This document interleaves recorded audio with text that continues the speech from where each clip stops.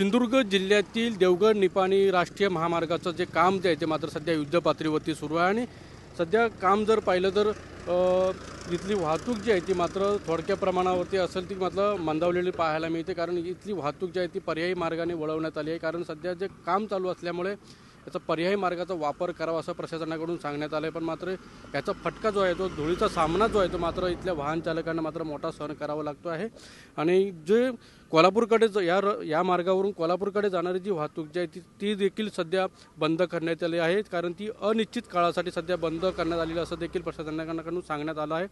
मात्र जोपर्यंत जे ब्रिज असतील किंवा इतर जी कामं आहेत ती मात्र पूर्ण होत नाही तोपर्यंत जो आपला फोंडाघाट वाहतूक आहे ती मात्र सुरळीत सुरू होणार नाही असं देखील सांगण्यात आलं आहे. त्यामुळे याचा जो फटका आहे तो मात्र अवजड वाहतूक असतील किंवा किरकोळ वाहतूक जी आहे ती मात्र त्यांना मात्र मोठा फटका सहन करताना पाहायला मिळतं. त्यामुळे लवकरात लवकर पावसाळ्यापूर्वीच हा जो फोंडाघाट आहे तो मात्र सुरू करावा अशी देखील मागणी जी आहे ती मात्र वाहन चालकांकडून होताना पाहायला मिळते.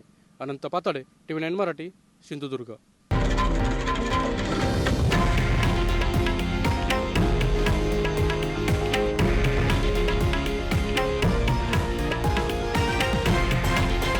हे आहे देशातील नंबर 1 न्यूज नेटवर्क आणि आपण पाहत आहात TV9 मराठी, एकमेव.